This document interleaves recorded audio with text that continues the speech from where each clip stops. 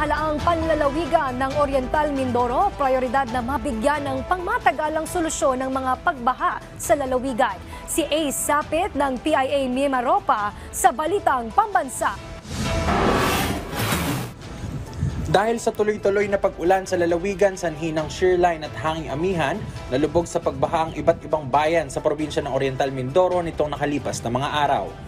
Ang pagbaha ay dulot ng pag-apaw ng mga ilog sa ilang bayan na ayon sa PDRRMO, ang ilan sa mga ito ay silted na.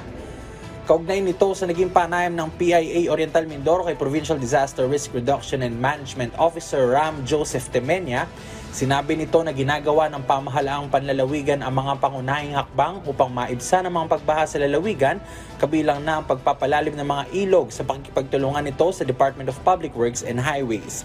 Yes po, yung pong plan po ng PGOM para po sa river restoration at saka dredging nga po ng ating kailugan, ay yan po ay sa pakikipagtulungan ng ating pong national agencies, kasama po ang DPWH at saka yung pong mga ahensya na may kailangan pong kuhanin tayo mga permit para po masagawa ito. So yan naman po ay matagal na rin pong ginawa, may plano na po dyan. Ang pagkakaalam ko po ay naumpisahan na ito.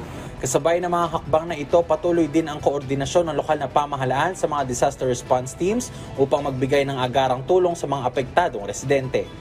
Ang mga evacuation centers ay patuloy na nagsisilbing pansamantalang tahanan para sa mga pamilyang nawalan ng tirahan dahil sa pagbaha.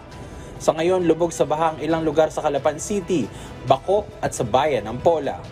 Aabot naman sa mahigit 500 pamilya ang kasalukuyang nananatili sa evacuation centers.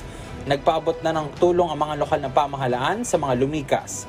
Sa kabila ng mga pagsubok na nanatili ang pag-asa ng pamahalaan at ng mamamayan sa tulong ng mga pangmatagalang solusyon at mas pinatibay na preparasyon, mapapalakas ang kahandaan laban sa mga kalamidad tulad ng pagbaha.